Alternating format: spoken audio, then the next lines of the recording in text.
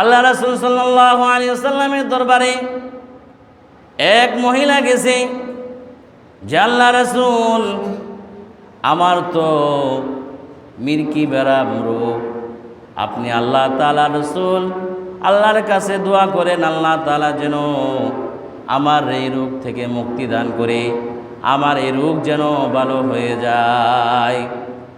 আল্লাহ রাসূল সাল্লাল্লাহু আলাইহি ওয়াসাল্লাম মহিলার কথা শোনার পরে নবী করিম সাল্লাল্লাহু আলাইহি ওয়াসাল্লাম বলতেছেন, ও মহিলা তুমি শুনো, আমি যদি রব্বুল আলামিনের কাছে তোমার ব্যাপারে দোয়া করি, রব্বুল আলামিন তোমাকে সুস্থ করে দিবেন, কিন্তু তুমি যদি তোমাকে যে আল্লাহ তাআলা এই রোগ দিয়েছেন, এই রোগ যখন তোমাকে দেখা দিবে, তখন যদি তুমি এই রোগটাকে ধৈর্যের সাথে তুমি গ্রহণ করো, আর বিমারি অবস্থায় তুমি যদি থাকতে পারো, আল্লাহ পাক রব্বুল আলামিন পরকালীন জীবনে তোমাকে জান্নাত দিয়ে দিবেন। বলেন সুবহানাল্লাহ। মহিলা সাহাবী এই কথা শোনার পরে আল্লাহ রাসূলকে বলতেছেন, ও আল্লাহ রাসূল, আল্লাহ রাসূল সাল্লাল্লাহু আলাইহি ওয়াসাল্লাম আবার জিজ্ঞাসা করলেন, তুমি কি রোগ মুক্ত জীবন চাও না পরকালীন জীবনে জান্নাত চাও? আল্লাহ রাসূল সাল্লাল্লাহু আলাইহি ওয়াসাল্লামের এই কথা শোনার পরে মহিলা বলতেছে, ওগো আল্লাহর নবী, আমার জন্য আপনি রোগ মুক্তির জন্য দোয়া করেন না, আমার জন্য এই দোয়াটাই করেন, আমি যেন রোগেন্ত অবস্থায় আমি যেন ধৈর্য ধরতে পারি, ধৈর্যশীল হতে পারি, আল্লাহ তাআলা যেন এই ধৈর্যের উসিলা করিয়া আমাকে জান্নাতবাসী করে দেন। বলেন সুবহানাল্লাহ।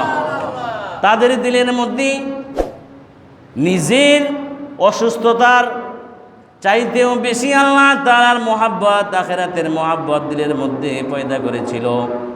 নিজের রোগ মির্কি ব্যারাম এরম একটা রোগ আমরা আপনারা যারা দেখেছেন, আমি একবার দেখেছি বাজারের মধ্যে আমার সাথেই এক লোক বসে চা খাইতেছিল, হঠাৎ করে দেখলাম তার মির্কি ব্যারামের কারণে সেই টেবিল থেকে ঠাস করে জমিনের নিচে পড়ে গেল, সাথে সাথে মাথা ফেটে রক্ত প্রবাহিত হতে লাগলো, অচেতন অবস্থা হয়ে গেল। এরম একটা কঠিন রোগ মির্কি ব্যারাম রোগ। সেই সাহাবী মহিলা সেই কঠিন রোগ থেকে মুক্তি চায় নাই, পরকালে জান্নাতের আশায়। সুবহানাল্লাহ। তাদের দিলের মধ্যে এই আখিরাতের মহব্বত ঢুকে গেছে, আখিরাতের চিন্তায় চিন্তিত ছিল। রমজানের রোজার বদলতে আল্লাহ তাআলা বান্দাদেরকে জান্নাতের দরজা করে দেন। সুবহানাল্লাহ।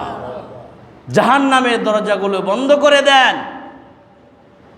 যে মানুষগুলো সারা বছর শয়তানের ওয়াসওয়াসায় পড়ে গুনাহ করেছে, আল্লাহর হুকুম সঠিকভাবে আদায় করে নাই, নবীজির তরিকায় তার জীবনকে চালায় নাই, আল্লাহ তাআলা বলতেছেন, ফাআম্মা মান তাগা